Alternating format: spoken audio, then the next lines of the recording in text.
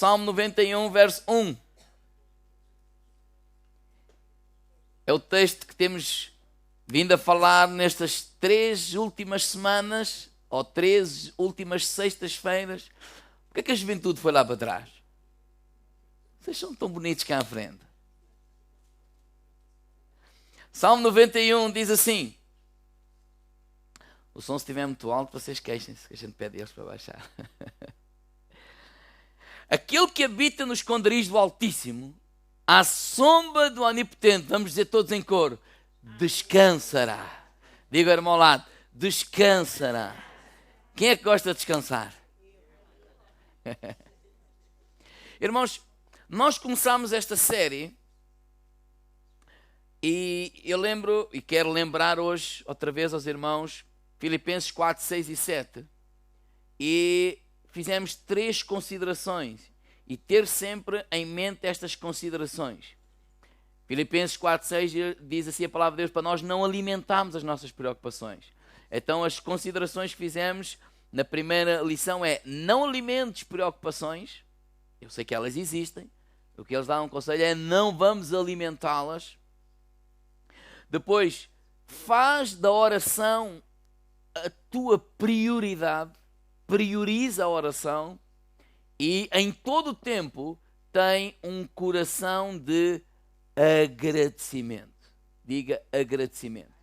Não alimentes preocupações, faz da oração uma prioridade e tem uma atitude de agradecimento. E a promessa de Deus é que a paz de Deus, que excede todo o entendimento, guardará os nossos corações e os nossos sentimentos em Cristo Jesus. Primeira lição, falámos sobre aquele exemplo de Eliseu que foi alimentado pelos corvos. Quem é que se lembra? Então, o fim de alguma coisa não significa o teu fim. O fim de alguma coisa significa o início de algo novo. A semana passada falámos sobre que nós vivemos debaixo da graça de Deus e não da lei. E que há esta mentalidade de o fazer, temos que fazer, temos que fazer, temos que fazer. E vemos em João 19, 30, não vamos ler, que está consumado. Cristianismo é nós compreendermos que a ênfase não está no fazer. A ênfase está no já está feito. Diga ao irmão lá, está feito. E às vezes pode haver esta mentalidade, então pronto, então não precisamos fazer nada, não precisamos vir à igreja, precisamos de orar, não é nada disso. A questão é que aquilo que precisava ser feito para a nossa redenção, ela foi feita, foi conquistada na cruz do Calvário. E hoje eu gostaria de falar sobre o segredo de uma grande fé. Mas começar por dizer isso, eu escrevi de propósito. Eu dou graças a Deus por tudo o que tenho aprendido até os dias de hoje, através de muitos e muitos homens de Deus. Dou graças a Deus também, por exemplo, pelo pastor Kenneth Hagin, que Deus, através dele, trouxe uma grande revelação da palavra de Deus acerca de fé. Muitos livros ele escreveu.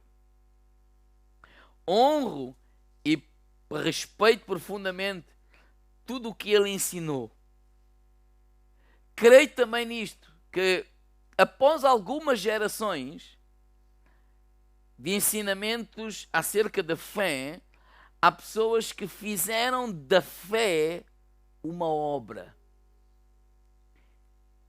Onde é que eu quero chegar hoje? Eu não sei se os irmãos já ouviram frases como esta. Isto aconteceu porque tu não tiveste fé. Eu não sei se já ouviram frases como esta, dizer assim, olha, tu precisas ter mais fé. É que estamos aqui a cair.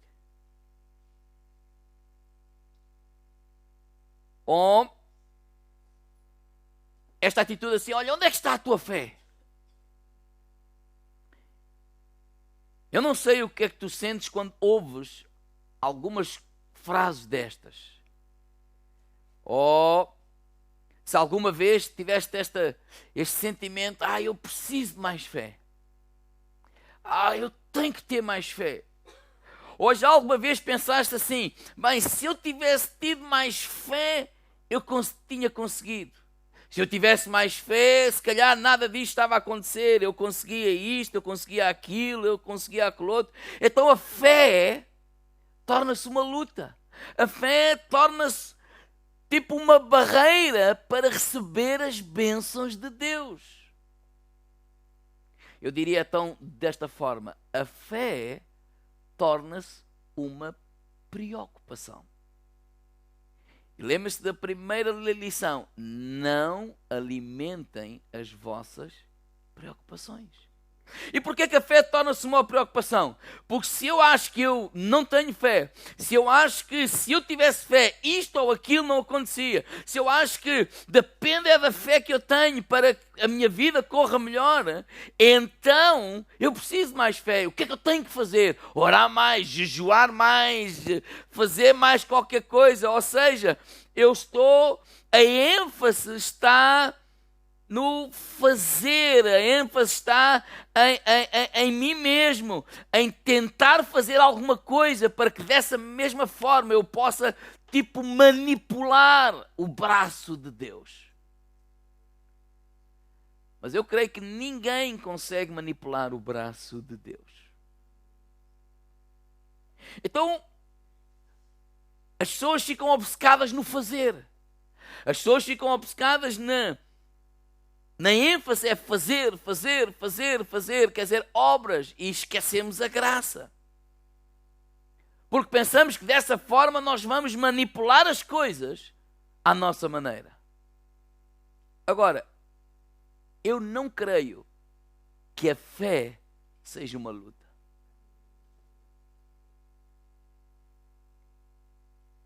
Eu não creio que tenhamos que acrescentar ao nosso problema outro problema de como é que eu vou arranjar mais fé para resolver isto. Como se a solução de todas as coisas está em nós. Olhamos para a fé como uma espécie de uma varinha mágica.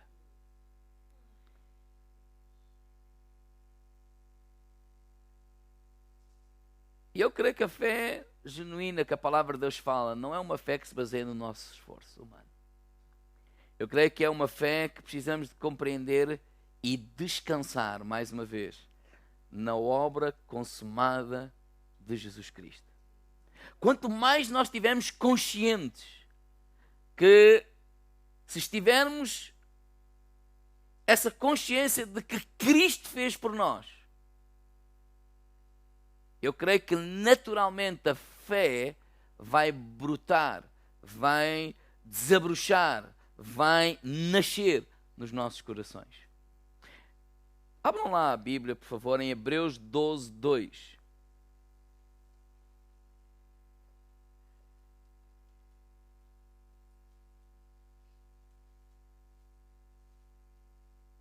Hebreus 12, 2 diz assim: olhando para Jesus, o autor e o consumador da nossa fé. Na Bíblia para todos diz assim: tenhamos os olhos postos em Jesus, de quem a nossa fé depende inteiramente. Ele está a dizer assim: olha, a nossa fé não depende de um esforço próprio. A nossa fé depende inteiramente de quem? Jesus Cristo.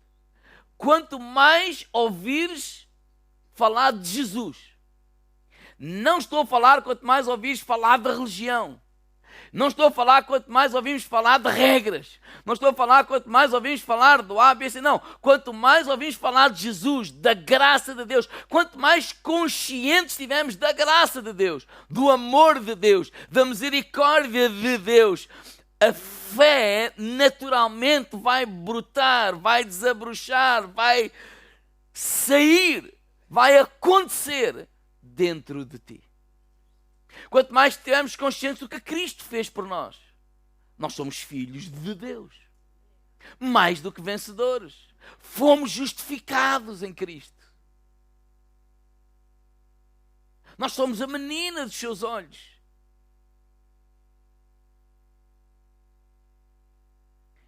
Vamos ver 2 exemplos em que Jesus olhou para estas pessoas e disse assim: homem ou mulher, grande é a tua fé. Por exemplo, o primeiro exemplo está em Mateus 8. Abram lá a Bíblia, por favor. E vamos ler pelo menos o versículo 10 e depois o versículo 13.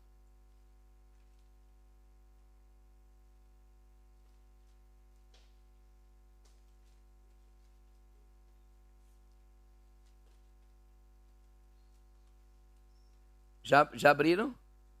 Então, Mateus, capítulo 8, versículo 10 diz assim: maravilhou-se Jesus ouvindo isto e disse aos que o seguiram: em verdade vos digo que nem mesmo em Israel encontrei tanta fé. Versículo 13 diz: então disse ao centurião: vai e como creste seja feito, e naquela mesma hora o seu criado sarou. Está um homem que é um centurião romano. Ele dirigia mais ou menos 100 homens, dentro de uma legião de 6.000. E ele tem um servo que está doente. E ele vai pedir ajuda a Jesus. E Jesus disse: está bem, eu vou lá. Ele disse: olha, não vale a pena, diz só uma palavra.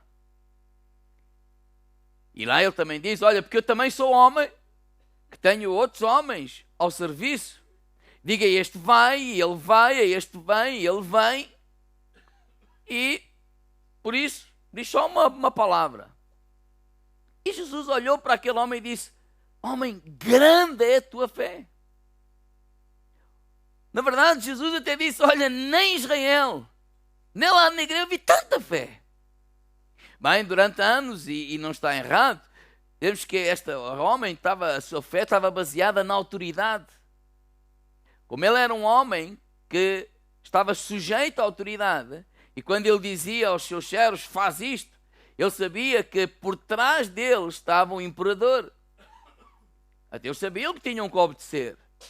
Então, que a fé dele em Jesus estava baseada nessa autoridade, nesse conhecimento acerca da autoridade, acreditando que por trás de Jesus havia alguém superior a ele mesmo. Mas o outro exemplo está em Mateus, capítulo 15. Vamos lá abrir.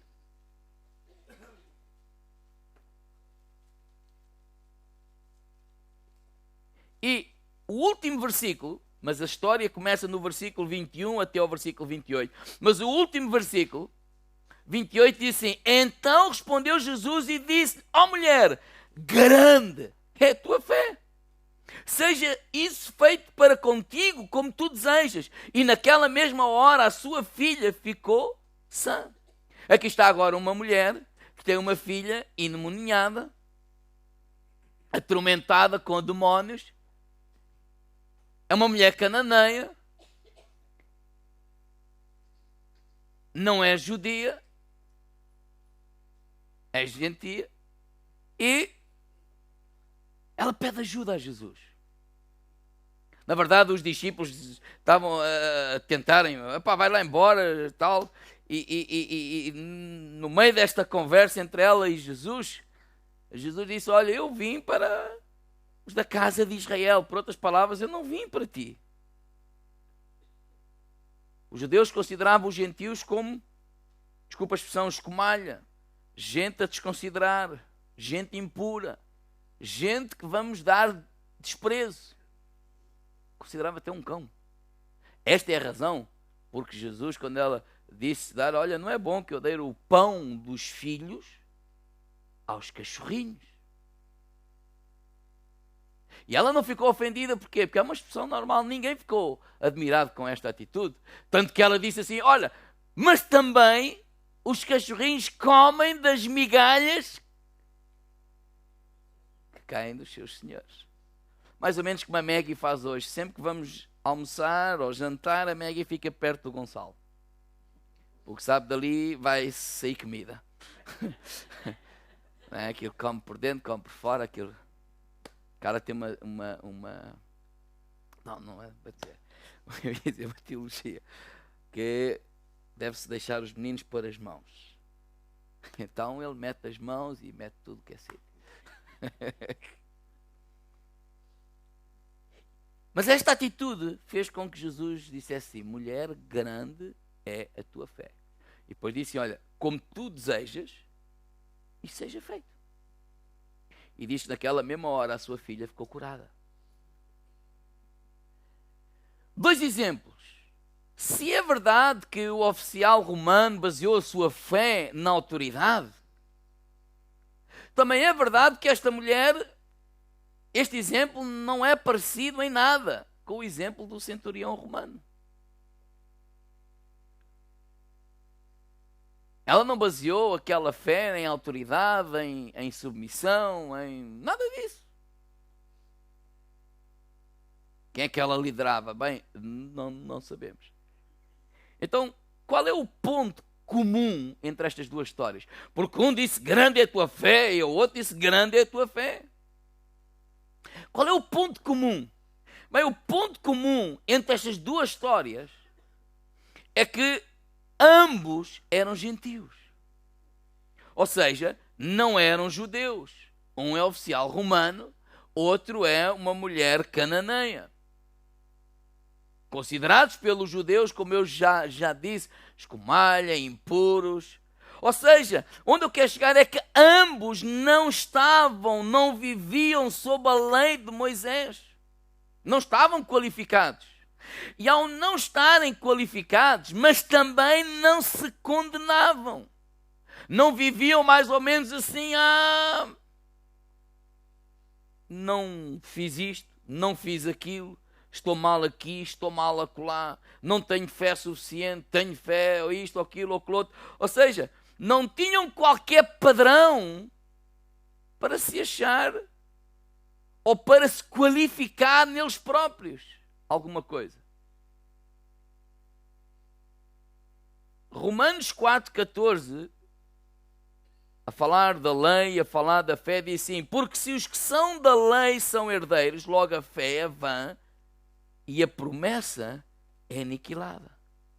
Ou seja, a lei desqualifica as pessoas a receberem qualquer bênção de Deus. Somente a fé na sua graça vai qualificar o povo de Deus e os levará a ter essa fé grande. De uma forma inconsciente. E porquê é que eu estou a dizer inconsciente? Porque quando nós não estamos baseados na lei, e quando os nossos olhos estão fixos na graça de Deus, na obra redentora de Jesus Cristo, nós não perdemos tempo a achar o seguinte: eu não tenho fé.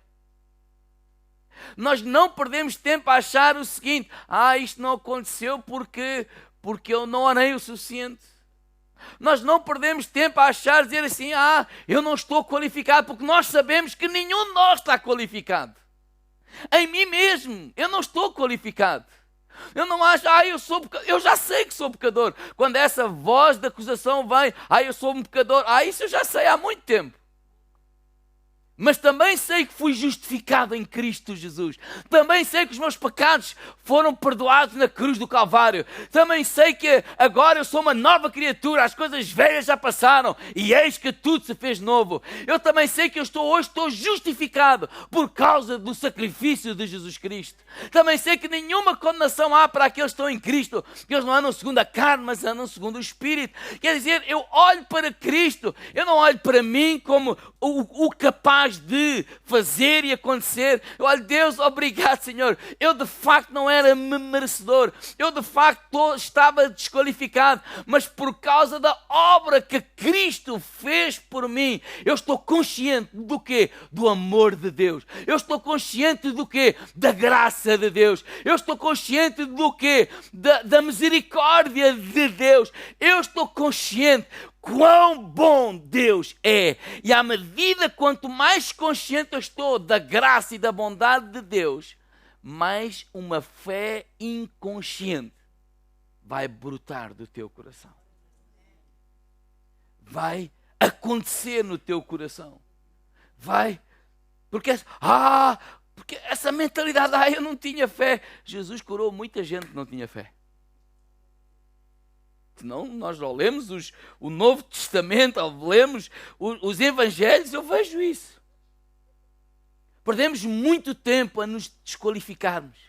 Perdemos muito tempo a acharmos que as coisas estão nas nossas mãos. Acharmos, eu não estou a dizer que eu não tenho que orar, eu não estou a dizer, não, o que eu estou a dizer é que a minha fé não está colocada na minha própria fé. A minha fé não está colocada no meu esforço. A minha fé não está colocada naquilo que eu estou a fazer para conseguir. A minha fé está colocada naquilo que Cristo fez por mim na cruz do Calvário. Cristo fez por nós na cruz do Calvário. Tudo o que nós recebemos de Deus, recebemos pela fé na sua graça. Por isso caminhamos em fé, combatemos o bom combate da fé. A vida cristã é uma vida de fé em sua graça. Quanto mais graça nós temos revelação, mais fé acontece na nossa vida. E eu creio que no passado muitas pessoas, como é que eu ia dizer isto? Mas fizeram da fé uma obra. Se não, olha o testemunho. Isto era assim. Graças a Deus agora está assim. Mas vou-lhe dizer o que é que eu fiz. Isto não aconteceu assim. Eu jejuei, eu fiz, eu aconteci, eu não sei quanto. Quem é que está a entender? Ou seja, eu. Nada disso. É a misericórdia de Deus. Se estamos de pé, diga ao irmão ao lado, é a misericórdia de Deus. É a graça de Deus. É o poder de Deus. Olha, aquela mulher, por exemplo, tinha um fluxo de sangue, 12 anos. E quando falamos sobre fé, é porque ela confessava e dizia, se eu somente tocar em Jesus, eu vou ser curado. E é verdade. Mas vamos ver outro prisma também. Vocês têm a noção que aquela mulher, ela não podia sair de casa? Se ela era considerada impura por causa do fluxo de sangue. Se ela fosse apanhada no meio da multidão, ela era condenada. Ela era punida. E ela sabia, se os fariseus a apanhassem, era assim que o fariam. Porque está escrito, porque é a lei, por isto, por aquilo. Mais do que o poder de Jesus, sabe o que é que ela viu em Jesus? O amor. Porque ela correu o risco, porque ao tocar neste homem, ao ir ter com este homem, ao enfrentar a multidão, ela olhou para este homem e esse era o sentimento que eu creio que ela estava consciente. Ela estava mais consciente do amor de Jesus do que da sua própria fé. Ele não me vai rejeitar. Ele não me vai condenar. Ele é uma pessoa diferente dos outros. Ele é uma pessoa que para os outros. Ele é uma pessoa que abençoa os outros. Ele é uma pessoa, de facto, diferente de todos os outros. Então, ela não esperou punição por causa de quebrar a lei de Moisés. Pelo contrário, ela estava à espera até de ser curada. E no momento com Jesus, diz que ela foi curada. Será que ela estava consciente da fé que tinha? Qual eram os ensinamentos de fé que ela tinha? Ponto 1, deves confessar a palavra. Ponto 2, deves louvar a Deus. Ela não tinha conhecimento. Foi o próprio Jesus que olhou para ela e disse grande. Viu a sua fé. Olha, a tua fé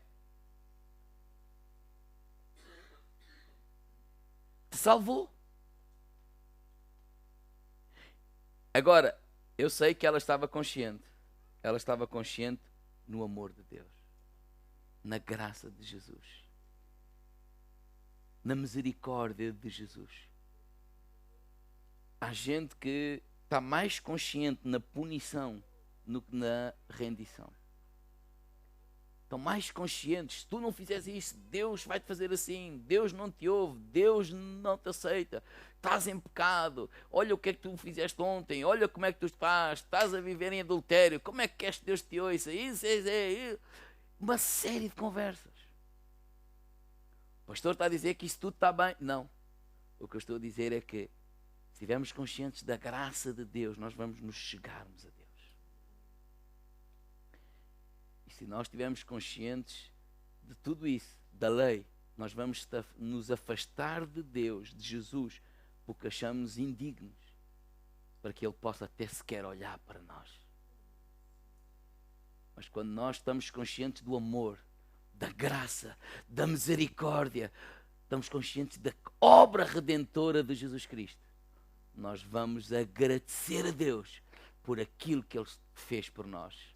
Nós vamos agradecer a Deus pelo perdão dos nossos pecados. Nós vamos agradecer porque somos seus filhos. Nós vamos agradecer porque estamos justificados em Cristo Jesus. Nós vamos agradecer porque em Cristo nós somos mais que vencedores. Nós vamos agradecer que Ele é aquele que supra as nossas necessidades. E ao declarar todas essas coisas, e ao estar conscientes da graça, da misericórdia, da bondade, daquilo que já está feito, nós não estamos a colocar a nossa fé no que eu vou fazer isto para alcançar, não. Estamos a agradecer aquilo que já está feito, já foi feito, já foi conquistado. Eu só estou a ter a noção daquilo que já foi feito. Eu não estou a colocar o ónus ou a carga ou a responsabilidade em mim, não. Se eu dependesse de mim, eu não estaria aqui hoje. Se dependesse de mim, muita coisa não acontecia. Se dependesse de mim, se calhar nem de pé estávamos. Mas não depende de nós, depende de Deus. E quanto mais conscientes nós estamos disso, há uma fé natural, há uma fé genuína, há uma fé que vai brotar do teu coração.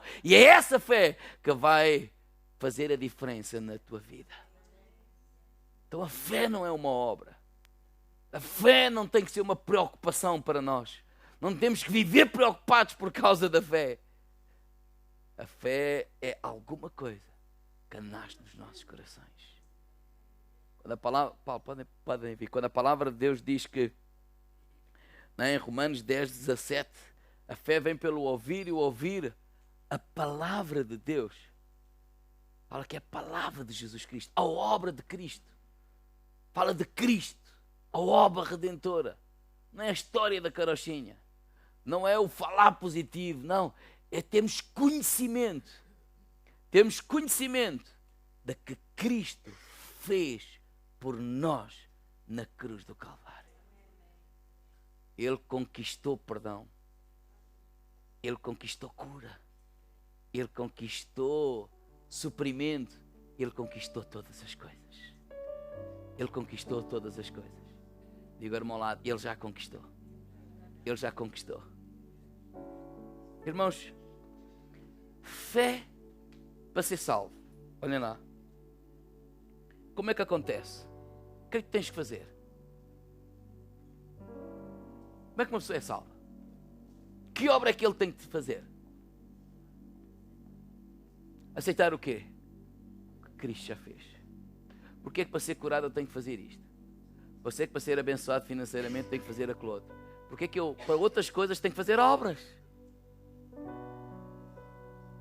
Porquê?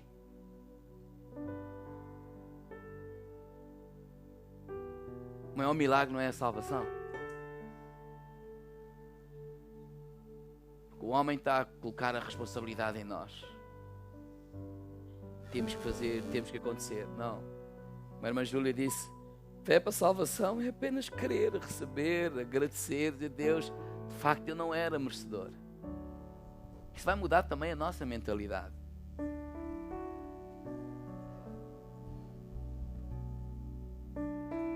Achas que Deus vai ouvir aquele pecador? Bem, eu não sei, mas eu acho que tu também ainda és pecador. Sim ou não? Nós ainda erramos. Deus ouve-nos. Deus não está zangado connosco. Diga ao irmão lá, Deus não está zangado contigo. Diga, Deus não está zangado contigo. Irmãos, eu não sei se vocês já ouviram, mas eu já vi gente no hospital que não tem força nem quase para abrir a boca, ou em casa, e a se condenar porque nem tem força para orar. a condenar. Porquê? Por que razão é que temos de nos condenar?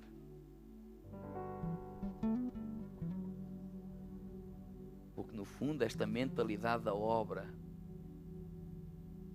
está lá no fundo. Não é Deus que faz, mas tu tens que lhes dar.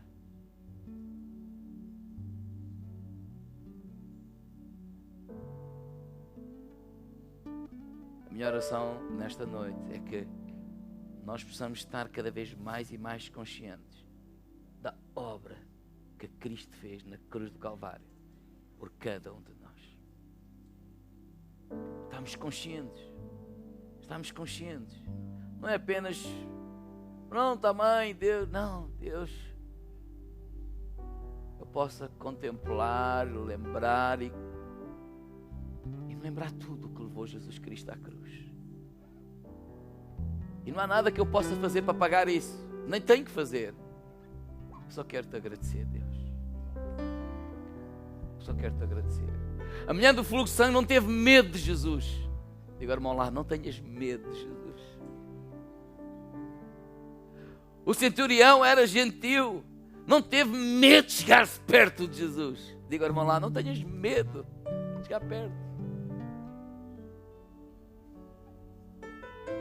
Aquela mulher cananeia não teve medo de abordar Jesus. Onde toda a história, tudo dizia, não é para ti, não tem nada a ver, os judeus desprezam. Ela não teve medo. Porque este homem é diferente. Ele não nos despreza, ele está de braços abertos para nos receber. Aquele homem, por exemplo, que entrou no templo e que baixou a cabeça, pôs a mão no peito. Eu sou um pecador. Se calhar a mentalidade dele é: Deus nem sequer vai me olhar para mim. Mas diz que foi esse mesmo que saiu justificado.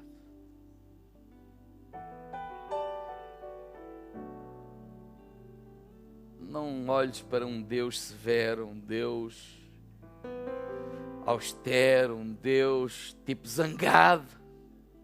Diga ao meu lado, esse não é o nosso Deus. Na verdade, esse não é o Deus do universo. Amém. Vamos ficar de pé.